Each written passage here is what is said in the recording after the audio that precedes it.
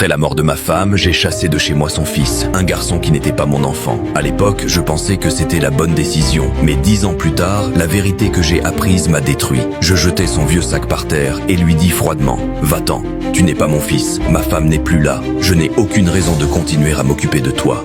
Pars où tu veux. » Le garçon de 12 ans me regarda avec des yeux vides et tristes. Il ne pleura pas, ne supplia pas. Il ramassa son sac à la poignée déchirée et sortit en silence, sans prononcer un mot. Moi non plus, je ne ressentis rien, ni pitié, ni remords. Ma femme était morte soudainement, une hémorragie cérébrale. Elle m'avait laissé seule avec un enfant qu'elle avait élevé toute seule bien avant notre rencontre quand j'ai épousé Victoria. J'avais 26 ans.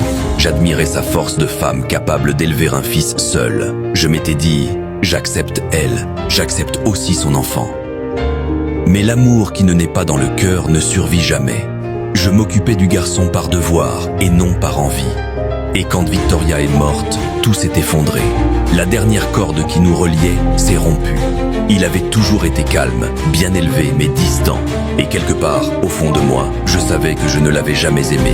1 mois après les funérailles, je lui ai dit « Pars, ce qui t'arrivera ensuite m'est complètement égal. » Je pensais qu'il pleurerait, qu'il me supplierait. Mais non, il est juste parti. Silencieusement, j'ai vendu la maison, déménagé et me suis consacré à mon travail. La vie s'est améliorée, de nouvelles rencontres, du succès, de la tranquillité, une nouvelle femme, sans enfant, sans problème.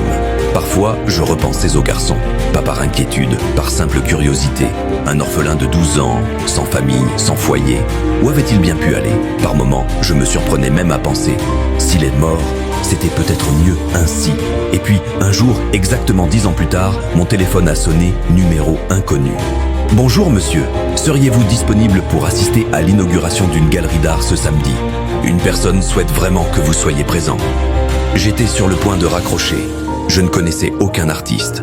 Mais avant que je ne puisse le faire, la voix ajouta une phrase qui me glaça le sang.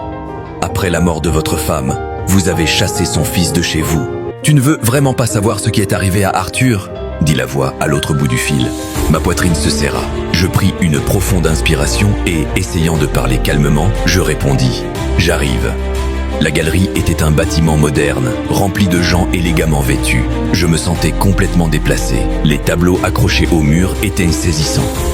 Froid, distant, presque inquiétant. Soudain, un jeune homme grand et mince, habillé simplement, s'arrêta devant moi. Son regard était profond, impassible. C'était Arthur.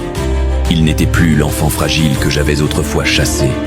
Devant moi se tenait un homme calme, sûr de lui, accompli. « Je voulais que tu vois ce que ma mère a laissé derrière elle, » dit-il. Il m'amena devant une toile recouverte d'un drap rouge. Je ne l'ai jamais montrée à personne, mais aujourd'hui, je veux que tu la vois. Arthur souleva le tissu. Sur la peinture, Mary était représentée, amaigrie, pâle, allongée sur un lit d'hôpital. Dans ses mains, elle tenait une photo, nous trois, lors de notre unique voyage en famille. La scène était si douloureusement vraie que j'en perdis presque le souffle. La voix d'Arthur resta ferme. Avant de mourir, elle a écrit un journal. Elle croyait qu'un jour tu comprendrais. Parce que je ne suis pas le fils d'un autre, je suis ton fils. Le monde s'effondra autour de moi. Elle a dit que j'étais né d'un autre homme parce qu'elle avait peur que tu la quittes. Il était trop tard pour tout avouer, continua-t-il. Je restais immobile, incapable de parler. J'avais renié mon propre enfant. Arthur se retourna pour partir. « Arthur, attends, si seulement j'avais su que tu étais mon fils !» criai-je en essayant de le rattraper. Il s'arrêta. « Je n'ai pas besoin de tes excuses, » dit-il calmement, « ni de tes regrets. Ma mère ne t'a jamais menti. Elle t'aimait, et moi, je ne te hais pas. Si tu ne m'avais pas rejeté, peut-être que je ne serais jamais devenu l'homme que je suis aujourd'hui. » Il me tendit une enveloppe. À l'intérieur se trouvait une copie du journal de Mary, ma femme, sur la première page d'une écriture tremblante. « Si un jour tu lis ceci, pardonne-moi, je t'en prie. J'avais peur que tu ne m'aimes que pour l'enfant. Mais Arthur est notre fils. » Je me mis à pleurer doucement. À cet instant, je me suis senti comme un père qui venait de perdre son seul fils.